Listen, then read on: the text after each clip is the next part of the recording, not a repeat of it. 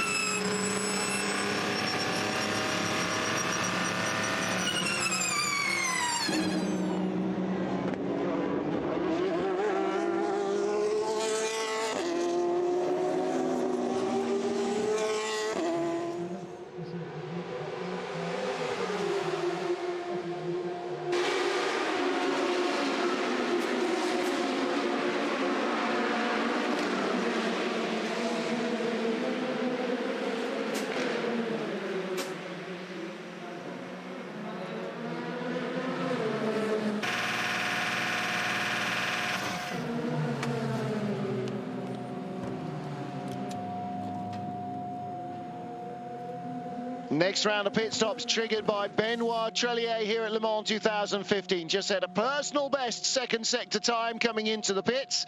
And this is the 6th stop now for this car. Brendan Hartley still leads the race in the Porsche number 17. Owes us a stop, and he'll be 3 or 4 laps at least before he comes in. No, he won't, because last time on the last sequence, Hartley came in just 1 lap after the Audi. So it'd be interesting to see now whether he comes. There's a very near miss. Yeah, this was Gary Hirsch about a couple of minutes ago. Somehow, luckily, pitches in sideways, slaps the tyres. I didn't actually notice the last replay that he had touched the tyres, just slapped them. So that Greece Motorsport, Orica Nissan, the number 41 car, Gibson, I beg your pardon, number 41 car, survives the gravel trap. The black car, the number 18 Porsche, that is currently Mark Lieb in 4th place. And Chris Hebert noticing that on the left-hand light panel on the driver's side of the car, gouge up the side or a tyre mark rub. Now, if the light panel falls out, you'll be back in the pits for a new side and a new light panel, because it is a mandatory fitment in the car. Martin Haven, Jeremy Shaw, and former chief aerodynamicist at Toyota, Chris Hebert.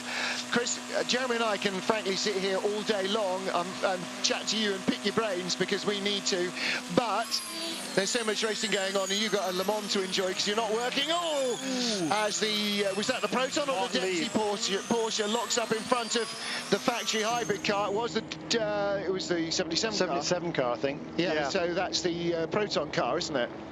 Not the Dempsey car. Yeah, that is Patrick Dempsey at the wheel, in fact. So Patrick Dempsey locking up there under pressure. So, Chris, we talked 6th place in the class. Let me just go ahead.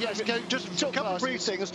Tommy Milner just made a pit. Well, all of the GT cars have made pit stops within the last 5 or 6 laps, including Giancarlo Fisichella. That was a long stop for Fizzy. He lost a lap during that sequence of pit stops. We saw a lot of Italianate shouting in the right rear wheel arch, and never saw the end of it. So whatever that was, might need to catch up from Radio Le Mans. Leader on pit road. So only 1 lap after Felipe Albuquerque, exactly as has happened previously. How many laps on that stint then, Jeremy, for both? This is lap 70 for Brendan, so 13 laps for both of those. Porsche not yet going to 14. Now, we heard Lena Gade talking to Ben Trellier. When he came in, they were going to have a tear-off and fuel only.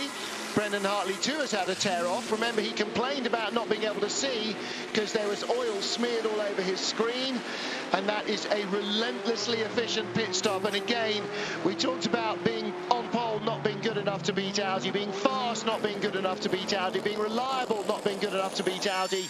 You've got to spend no time in the pits as well to beat Audi. So Brendan Hartley back out on track, and temporarily then, does that make Felipe Albuquerque our race leader in the number 9 Audi? No, he's behind Hartley. And in fact, he is behind the number 8 Audi. I think that is Lucas Di Grassi right in front of him. Yes, it is. So he'll be running blocker through traffic. He gets caught up, and around the outside goes Albuquerque. Darren Turner's 97 Aston, 3rd in the Pro class in GT. Gets the headlight beam that melts the paint off the back bumper. And through goes the number 9 Porsche. Wow, Albuquerque taking no prisoners at all. Chris Hebert, you've given us a little masterclass on lift drag coefficients and how to try and make the best of them here as the Toyota sucks up behind the other Audi. You come out of the wind tunnel, you've done all the numbers, you've done the work, and then suddenly your beautifully slippery aerodynamic car, they introduce a hybrid system that needs more cooling. How on earth do you balance that? How do you keep the grubby bits? And just occasionally you must think about keeping the human within operating temperatures as well. So within the regulations there are legal limits for cockpit temperature, so absolutely you have to consider the driver, and it's in your interest to consider the driver, because if he's not in a comfortable enough environment, let's not kid ourselves that it's comfortable, but it's not as unbearable as it might be had we done nothing whatsoever. So there are stipulations to regulations to look after driver and cockpit temperature. From the cooling side, that's all thought about at the start, so it's not a case of developing the car with beautiful slippery aerodynamics and then throwing a hybrid system out. You know right up front how much power that you have to get rid of, how much heat power you have to get rid of all the time, how big your radiators are going to have to be, and how much air you are going to have to put through them. Going back 5 years now, when the hybrid systems weren't in there and you were dealing with normally aspirated or turbo engines, you're cooling your engine water at, let's say, 100, 120 degrees, something like that, and your engine oil at 90, 100 or something like that, and your gearbox at 140 or 120 degrees. And your air temperature is about 20. So let's, for the sake of argument, say you've got 100 degrees of temperature difference between what you're trying to cool and the air that's going through the radiator. Brilliant. Thermodynamics works really well in that situation. Now you've got batteries whose operating temperatures, well, let's say their efficient operating temperatures are far, far lower, 50, 60 degrees, or a supercapacitor encased in a water jacket that's trying to take the temperature out of the capacitor, pass it through a radiator. And the difference in temperature between that water and your air is maybe only 20 degrees, 30 degrees, and it's far, far harder to get the heat out of the water and keep the batteries cool. That was interesting. That was a call there to Felipe Albuquerque to take care he doesn't overstep the track limits, and he claims that he hasn't done. Now, nothing has come up on our screen about the number 9 Audi, the fastest car in Le Mans ever, exceeding track limits. So this is Eduardo Freitas communicating on the team's own network individually with the engineer of the number 9 car. That's then being passed on the radio. Okay, Brendan, still P1. Gap to Audi 9, 7 seconds behind. 7 seconds behind. So that's the update there to our race leader, Brendan Hartley. And again, that's a result of that safety car period, because he was a full safety car ahead of everybody else. He was able to make that pit stop and still retain the lead. Plus the fact it was a super fast stop once again for Porsche, just 51 seconds, which indicates to me they're not putting quite as much fuel in that car as are the Audis. Only a couple of seconds, but everything makes a difference. Of course, the different fuel that you use in your engine, you carry a different amount depending on whether it's petrol or diesel. It also has a different flow rate depending on whether it's petrol or diesel. So even the same amount of fuel will take longer to fill up a diesel car with, just like your own car, but here it's mandatory. So where were we going with? Oh yeah, with laws of thermodynamics. I gave up physics when I was 12, so I'm going to leave Chris there with that. And in fact, we're going to take another commercial break in a couple of minutes. Just want to say thank you very much indeed to Chris Hebert for coming in to us, and we'll hopefully catch up with him later on in the race. Maybe when he's fed and watered tomorrow, he can come back in and chat now he's found where we are, and we can cover a few more aerodynamic bits and pieces. Busman's holiday for you, Chris, I guess, here at Le Mans. You know, you're an interested observer, or are you possibly working on something we can't talk about for another team for another year? I'm an interested observer at this stage. I currently work for an engineering consulting firm in the UK called D2H Engineering, and our current contract is swapping 4 wheels for 2, and I currently handle the aerodynamic development for the British cycling team. Excellent. So I know Chris Hoy, I think he's knocking around somewhere, driving Nissans and doing pretty well for himself. Well, I'm now working with his former colleagues, trying to make them go faster on the track, and that's an entirely different brand of aerodynamics, a separate conversation, maybe too much for today, but it's fascinating too. It's all about the quads. Chris Hebert, the former chief aerodynamicist at Toyota, thank you very much. We'll take a break and be back live at Le Mans after this.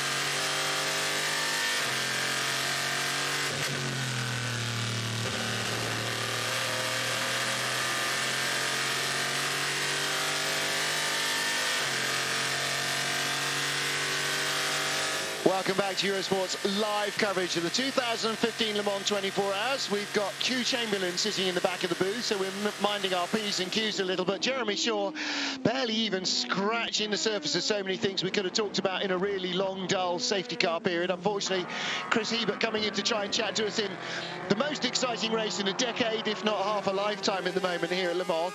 Let's take a look back then, one step further back, and take a look at the bigger picture. We've got Porsche versus Audi out front at the moment. Brendan Hartley's number 17 car, looking for win number 17, Porsche of course, out front.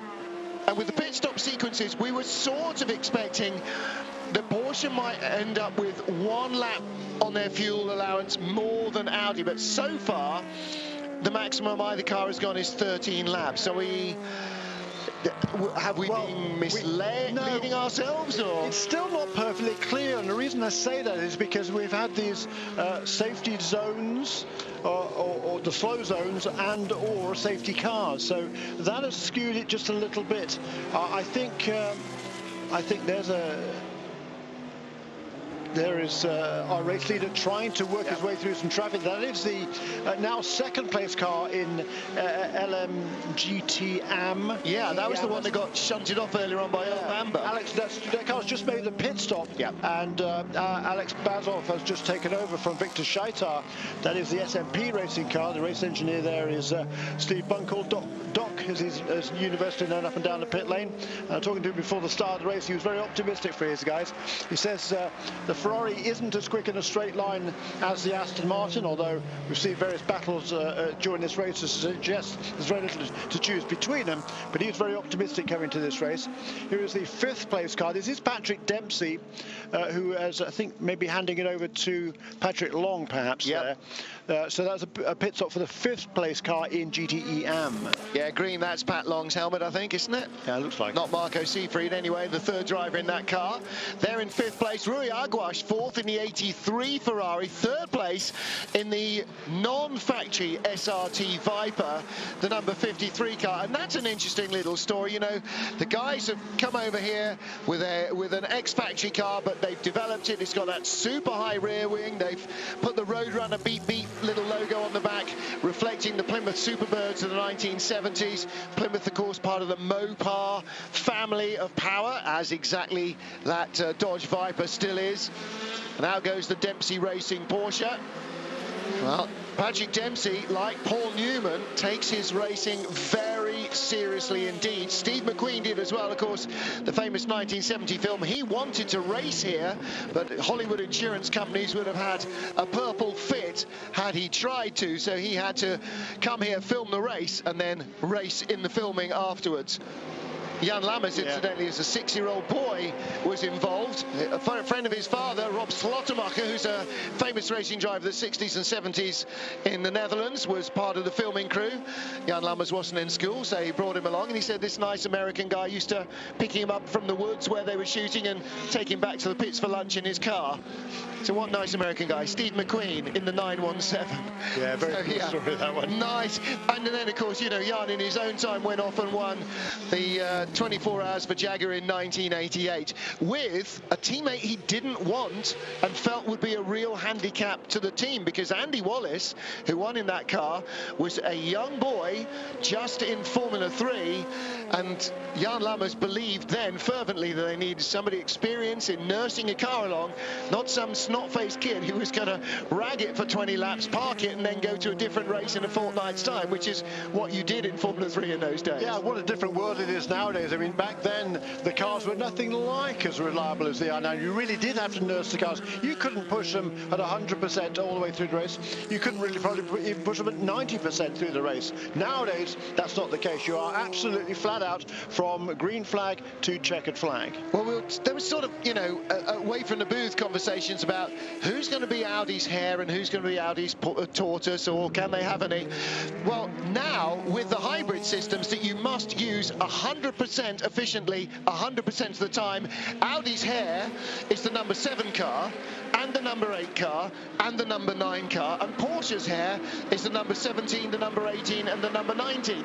There are no tortoises. If you don't go at the maximum possible fuel usage and energy usage, you might as well cruise around on part throttle, because you can't make it up at any other time. Every lap has to be at 100% of your car's capacity. Driver change here at Thirier by TDS in the LMP2 class. Ludo Bade gets out, and I believe that's Pierre Thirier who is getting in. Pierre Thirier, son of the company that his father founded that sponsors the car. TDS Racing is then a Belgian team that they encounter. Ludo Bade used to race for in the Megane Trophy Euro Cup, and they started running for Thirier Open prototypes, and last year they adopted the new Ligier. They've now since changed that, and they've gone to the brand new Oreca closed coupe. LMP2, this is your 5th place car, Zol Amberg in the 43 car. 36 car is, I'm squinting at the timing screen with my glasses on and I still can't see him. It's Nelson Panciatici. He lies in 4th place. Gary Hirsch 3rd in the 41 Gibson. 2nd is the Oreca Ludo Bade, who's now handed over to Pierre Thirier.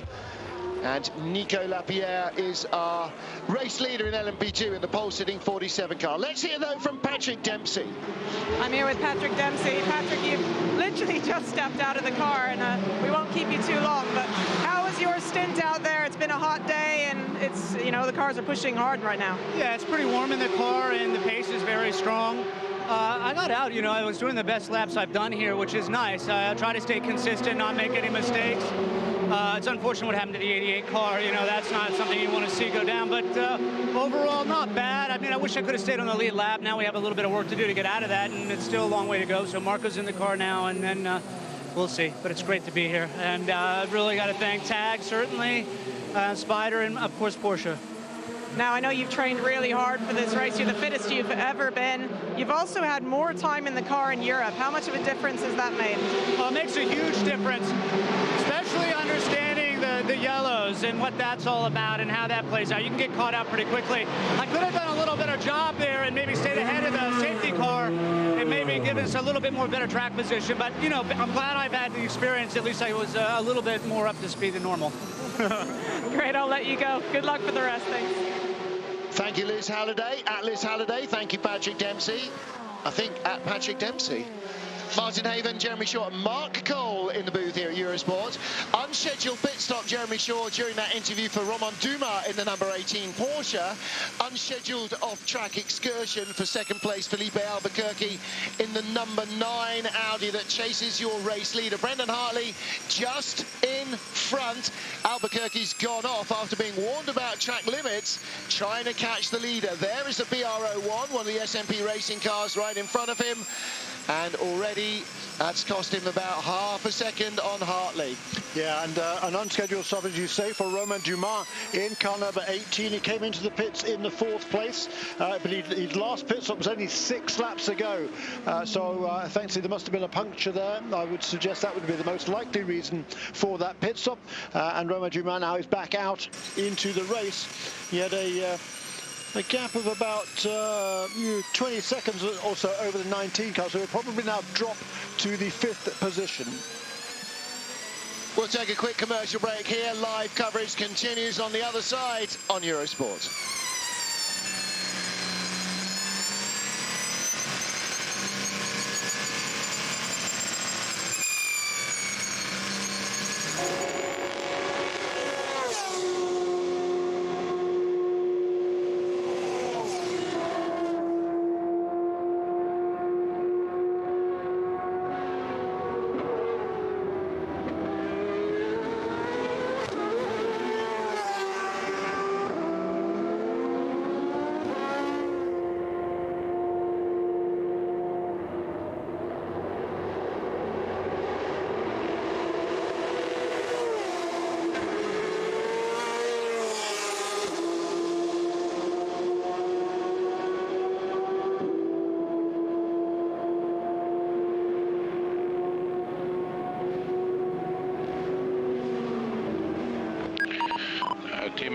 car 1, your car is losing pieces from the front right-hand side.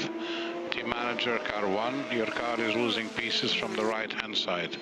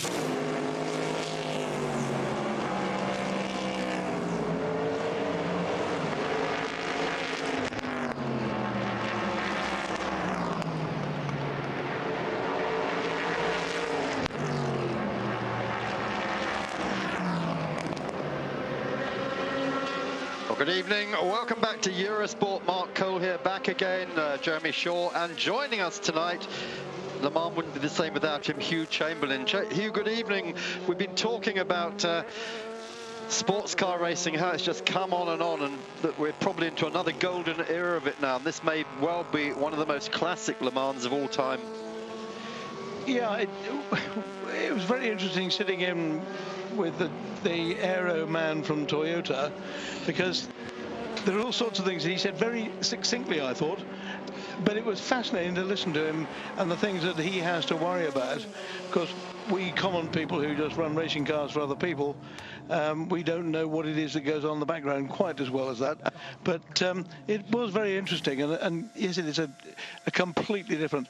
The sharp end at LMP1 nowadays is so different. I mean, the nearest that I could consider getting involved is with the Rebellion type privateer class, and even that is extraordinarily complicated these days. Yeah, number 9 Audi there, quick stop, no tyres, just refuel, no driver change. Felipe Albuquerque is still on board that, and meanwhile out on the track, you haven't seen it because we were off air at the time, the number 1 Toyota of Ant Davidson coming around with some front right-hand damage, part of the headlight missing, and a warning from race director Eduard Freitas that bits are falling off the car.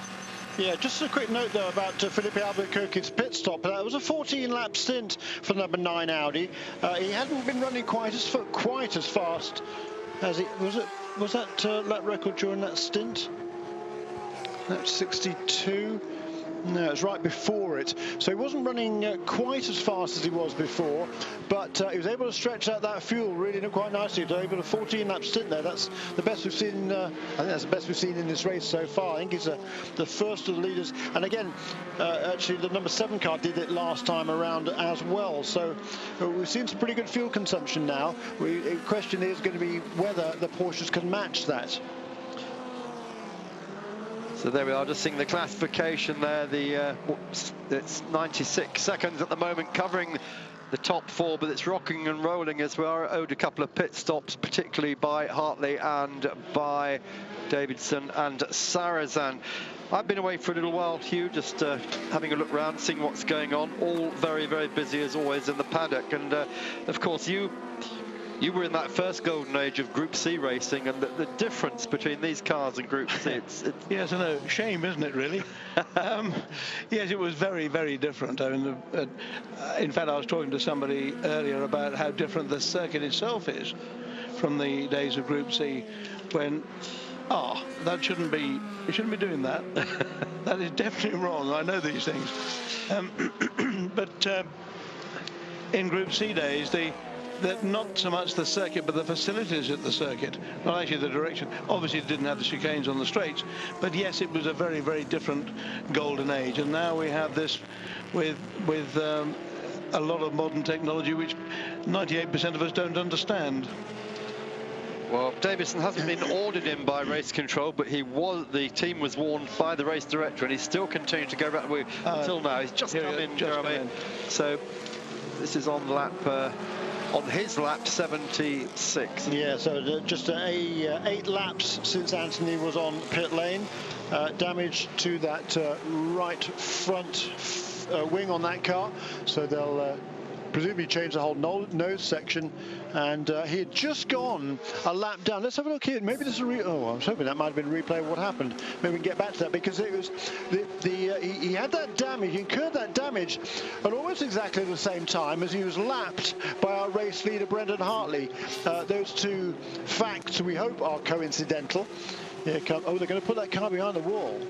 Yeah, they're going to put that car back into the garage. So that's not clearly a nose cone change, is it? No, it's not just a nose cone change. Well, it might be, but it's they fueled it first, and then, as we said before, you're only allowed a certain number of people to work over that demarcation line on pit lane. Whereas if you put it back into the garage, which only takes a few seconds, then a whole army of mechanics can work on it, and much easier to change the nose cone and see whether there's any other damage inside there, Hugh. Yes, and that's it's amazing how much more you can see when you take the nose cone off, obviously.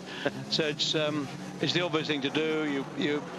Here comes the new nose, and it's once the mechanics that are looking underneath say yes, it's okay, lads, then the nose will go on very quickly. We've got another problem out on the circuit. The Collis car, that's the Team Collis car, smoking from the rear after zone 28. That's just coming up to the pits. Yeah, so that's a shame. That car had been running quite well, actually. They started at the back of the entire prototype field, and because they hadn't set fast enough qualifying times, but they were moving up quite nicely. They got themselves ahead of pretty much all of the P2 cars, and it's again a relatively new car there with the new engine package as well. So disappointment for them. Yeah, the AER engine, of course, which Toyota have now picked up. So, Hugh, I mean, you've obviously, like all of us, been following the hybrid story with fascination. And how do you feel about all that? I suppose the answer is lost. Oops. And I've got to change it. Toyota haven't picked up the AER engine. What happened was the rebellion changed from Toyota to an AER. Yeah, that's just to get that. But sorry, but anyway, the thing is that for correcting me. Yes, it is a completely different world, and it is so specialist now that you need. And I remember being very surprised when you had to have somebody with a second place car. Excuse me, Hugh, that's the second place car in LMP2. That's Gary Hirsch. We saw him have an off a little while ago. Now appears to have no drive aboard that Gibson Nissan. Not a great place to stop, is it? No, down through the RTS's. Out of La Chapelle, yeah. And, so he'll just sit there and talking to his team, and they'll probably tell him to try and reboot the thing, like you do with your laptop when it goes haywire. That's what I was saying about laptops. I was a bit concerned when we had to have a computer, or at least one or two computers, to actually start the engines. In the old days, you just pressed a button. It either did or it didn't. So things have changed dramatically. I mean, the number of guys you have to have on the technical side, and the hybrid thing is mind-blowing. Yeah. It's remarkably clever stuff, isn't it? Oh, crikey. But this is, as you said, Jeremy, a lot more than just a nose job. Yeah, indeed. There's a lengthy stop here, and they seem to be working on actually not just the front of the car either.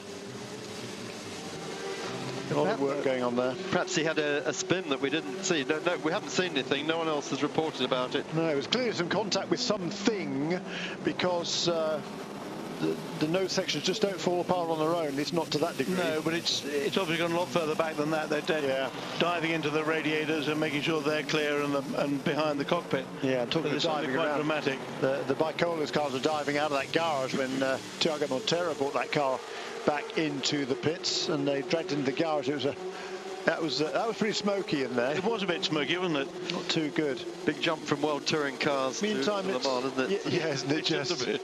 Yeah, shame for Tergo. He's really looking forward to this return to Le Mans. He hasn't been here for quite a few years, but it looks like an early end for Thiago. He's had 4 previous starts here. First one was back in 1999.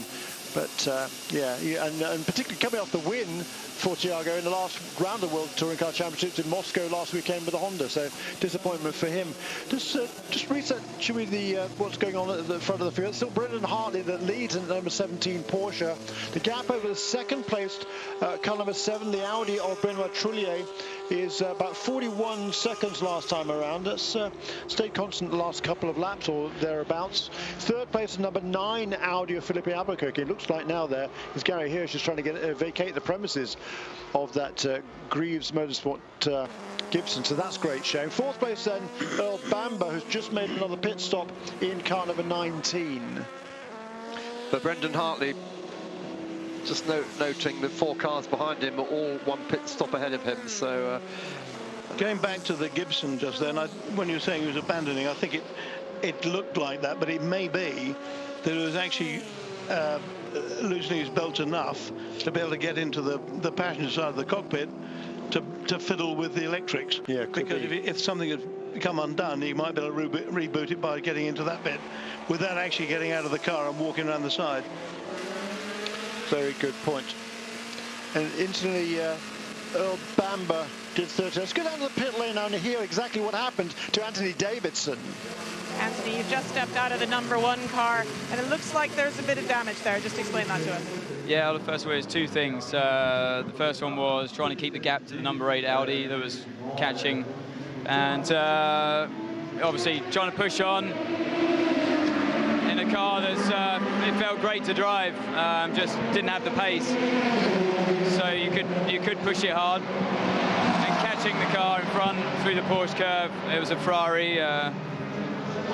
And just misjudged the gap. I was full speed through the curves, and I thought I could just time it right that I could slip through, and the car got caught in the turbulent air just a bit. I thought I'd be okay, and you're talking centimeters. It just tagged it. One of those moments you think it's just gonna be all right.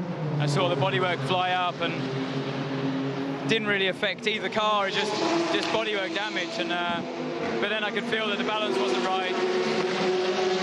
Tried to carry on pushing. I was in 2 minds to come in or not. And I was determined not to lose the time, so I carried on trying to fight an ill-handling car, and yeah, it just understeered on me in turn 6, and it just touched the grass, and it pulled the car to the barrier, sideswiped the barrier, so damaged the steering arm. So I'm kicking myself, really am. Well, there's still a long way to go, of course. There's still a long way to go in this race.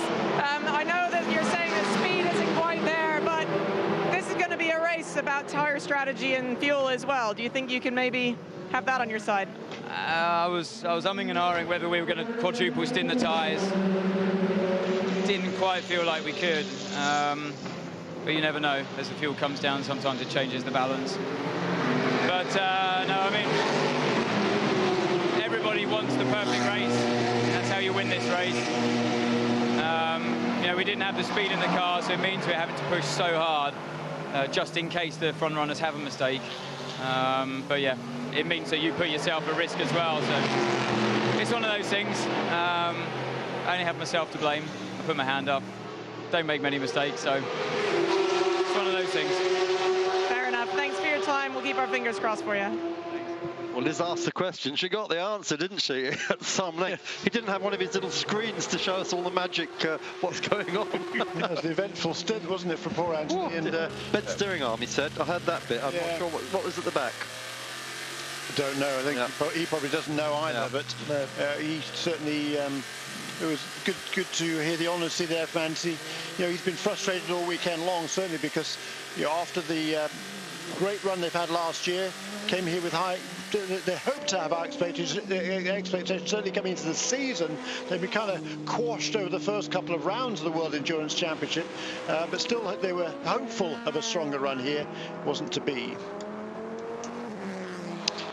And we're going to take a short break, just watching Corvette in action at the moment, and that car still leading GTE overall. Tommy Milner on board. Back in a moment.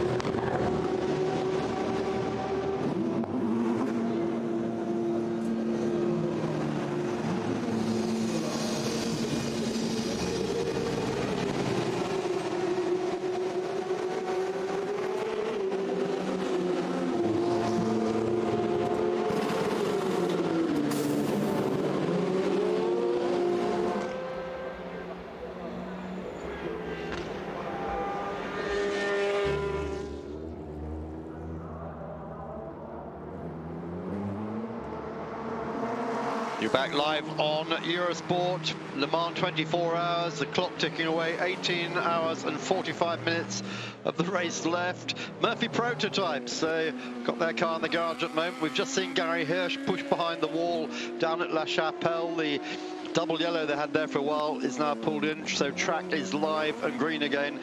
And what were you saying about Murphy Prototypes? Just thinking about, they just had a stop. Just had a stop, yeah. But I'm back out in the fray and running in the third place. In the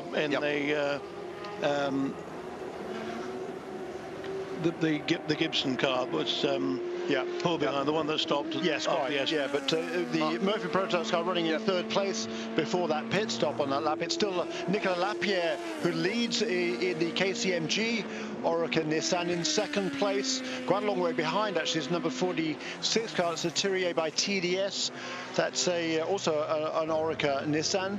And third place is now the Signatech Alpine car of Nelson Panciucci, car number 36. Mark Patterson will resume for Murphy Prototypes in the fourth place, and that's this is going to be an important stint for Mark Patterson. He had a big crash on Wednesday in the practice session, wasn't it? Yes, he did. Quite a lot of damage on that car, but they did a really good job to repair it, and Mark Patterson now looking forward to his first stint in this race. I was talking to Greg about that car, and he said that although it looked horrible, it was actually not as bad because it was mainly bodywork. Yeah, they had the parts, and the parts they didn't have, of course, a raker is here anyway. So Hugh, just popping back to the good old days for a moment, but I was talking to Duncan from Motor Racing Legends this afternoon, and Group C will be back again as a Legends race next year. And where do you stand in the Group C stakes at the moment? What have you got? Well, the thing that about that, I was watching them a couple of years, or was it last year or year before, and they are extremely unreliable. In the days, yes, we had to, as somebody said earlier, we had to look after them and nurse them around, and you couldn't go flat, and you couldn't be hard on the car, because the gearboxes were nothing like as good as they are today. You didn't have flappy pedals, they didn't hit everything at the right moment, so it was down to the driver to make sure he hit the revs right. But the fact is that when they first came back here, probably 8 or 9 years ago, 3 of my old cars were here, and they couldn't start. One of them well, we never know. We couldn't start it. I mean, we had problems with other things, but we never had a problem with starting it. So it did seem odd to me that there was so... Bit of a problem here. Just one of the Corvette mechanics almost taken out by the number 1 Toyota rejoining that driver. It's Nakajima-san on board. Kazuki Nakajima. So, yeah, never had problems starting them. And now no. But it was just the principle of... I don't know whether it's because they are gentlemen drivers, and I'm not being rude about any of them. I'm just saying that the cars that we ran, we and other people like us, ran in the 80s and early 90s, were reliable, providing you did all the right things. Everyone understood them. And you understood them. Yeah. Now you've got guys who have preparation companies who polish them and push them and put an engine in that now revs to 10.5 instead of the ones we ran to 1,500 less, because we had to make them last, and they try to win with something that has to be won in a lap and a half. Yeah. It's a bit like who led the Indy race on the first lap. I don't know. Nobody cares, because you shouldn't care. And it's the same with these things. A lot of historic motor cars these days are pushed way beyond the limits they had. And if they're driven, looked after sensibly, prepared sensibly, and driven sensibly, they'd be reliable. Well, that is definitely not the case nowadays, is it, Hugh? Oh, no. These cars are being pushed beyond physics, every single lap, quantum physics even, every single lap. Well, I remember Derek Bell said about a race when he won with the Rothmans Porsches, he said he couldn't believe how hard he had to push the 962. That particular race, it was the first time at Le Mans he had actually been flat the whole time. He treated it like a sprint race. Yeah. So it has been going for quite a long time, but certainly in the meantime, there's a lot of... It's nothing like now. I mean, I suppose it's not dissimilar to a road car. You get into a road car, you never think about the fact that it won't get there. You throw fuel in it every so often, and that's it. Yep. And race cars are very similar these days. You just throw fuel at it, and another driver, when he gets a bit tired and tires, and then off you go. New set of yellow flags. This again is in the Porsche curves. This is what happened. Someone's had a spin and looped the car. Looks like they've just got going again, but everyone is slowed down to 80 kilometers an hour, Jeremy. Yeah, that's explaining why there's a huge discrepancy in lap times at the moment. And Brendan Hartley seems to have come off the worst for that. He's had 2 slow laps in a row, whereas Benoit Trullier was able to turn a really quick one. In fact, the fastest lap that car has turned a 3:18.4. But now, of course, he's going to have to slow down for that zone this time around. So getting back up to speed in the number 7 car, still in second place, still in the hands of Benoit Trullier, diving into the pits. Yeah. So the pit stop now then for the second placed car, and it was last in on lap 69. We're now on lap 82, so that's 13 laps this stint for Benoit Trullier. That's his 7th stop. Correct. Of course, they had the extra one, didn't they, for the puncher? So, but Hartley's still on 5 stops at the moment, and yeah, he'll most likely be in next time around, or most likely next time around. Hugh, I mean, one of the talking points of this race before it has been Nissan and Ben Bulby's wacky ideas. What's your take on this? The wacky racers. Well, I thought it was supposed to go the other way around, and it should be in reverse. But the driver couldn't see enough, so they had to abandon that. No, I don't know. It's a very strange bit of kit. I am a simpleton, I'm afraid. If you look at the amount of money that's being spent by the 3 major manufacturers here, being Porsche, Audi, and Toyota, and by major I mean the fastest cars here. those guys have spent an enormous amount of money on development. If somebody had said, perhaps it's better to have the engine at the other end and drive the front wheels, it's just possible that one of those might have done it. And the fact they didn't rather suggests to me that it wouldn't work. And I don't mind. Well, there's a lot more to designing a race car than just designing a race car. You have to, all the systems are going to be there. You've got to have the tyres that they're going to be to complement everything. And you know, when for Ben Bowlby, he came up with this radical concept, and the car isn't racing here in the guise in which it was conceived, because originally they were planning to run two different hybrid systems, one harvesting and delivering power to the front wheels along with the V6 turbo engine, and another separate hybrid system delivering power to the rear wheels to aid traction. Well, the rear wheel system was put on the back burner quite some time ago, and the front system isn't working terribly well, so they're not really using it. So this is just about gaining information, data, and everything else for next year. So, you know, you can perhaps criticize them for doing their testing in public, perhaps, but certainly, well, you know, what we're seeing here now, really, what we're seeing here now isn't the car that was originally conceived. So, you know, it's not really quite fair to judge it just yet. No, I understand that, but it's not a bad idea to look at the times they're doing. And would you bring a car out and test it in public? Nissan wanted to do. They promised it'd be here. And they bought it. Race leader, by the way, is on pit lane as scheduled. So of course, Hugh, when they've got the Nissan working, they tell us they will have 1,600 horsepower. Good. How they're going to get onto the track, nobody knows. We're going for a quick break. Hugh Chamberlain, please stay with us. Plenty of this after these.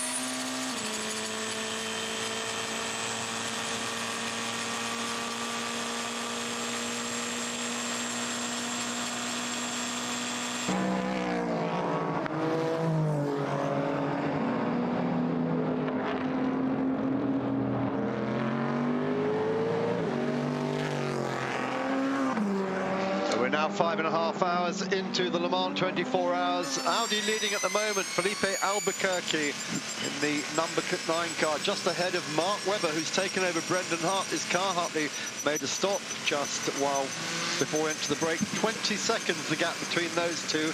And Hugh Chamberlain, what's really encouraging this far... Pace is good. Currently P1. P1, just telling Albuquerque, in case you didn't know. Yeah. What's so good is that 5.5 hours into the race, we've just got 88 seconds covering the top 5 cars at the moment. Incredible, isn't it? Yeah, I mean, it is fantastic racing, and as we keep on saying, the technology that allows them to keep on going at this pace is staggering. And there's an interesting note here. Look, car number 17, that was Brendan Hartley under investigation for overtaking under a slow zone. That was obviously while the Hirsch car was being dealt with. Presumably, or there've been a few cars off the road lately, and but I think that investigation would certainly be something with Mark Webber's literally just got in it, so I don't think it would be him. I think that would have been during that previous section. And he was a little bit unlucky, Brendan, because in terms of where the slow zones were, because on 3 consecutive laps he was way slower than he would be normally, whereas the other cars on the lead lap only had 1 or maybe 2 laps in which they had to go slowly. But anyhow, it's no excuse. You do not pass anybody under the safety after the slow zones. So have to wait and see what happens to that one. In the meantime, team manager for car number 50 also summoned to pit lane. He's 1 lap down. Yeah, that's the 50 Corvette, the Labra Corvette that's been summoned. And yeah. The problem is, of course, Hugh, when one driver commits an error, or commits an indiscretion and speeds in the pit lane or pass under a flag, it's the other driver then has to pay the penalty because he's had... Yes, it is. I was just thinking that poor old Mark Webber would be pretty unimpressed if he has to have a stop and go or something. And here are the 2 Audis here. This is a race leader, car number 9. The car number 8, this is not a battle for position. Car number 8 is Luca Di Grassi, who is currently in the 6th position and trying to get back on the lead lap because he's been turning some pretty good laps lately. But as you can see, these 2 cars have been they're circulating fairly close together now, but certainly Luca Di Grassi would like to get back on the lead lap in that car number 8. And we had some fun in the warm-up this morning here as well when looked like Duval and Marco Bononomi were running close together, and Duval got onto the radio to complain to to his guy Justin Taylor, to say, what's this other car doing? Tell him to keep well clear of me. His own teammate. It was the most extraordinary moment on the radio. Well, yeah. No good ever came from a warm-up, did it?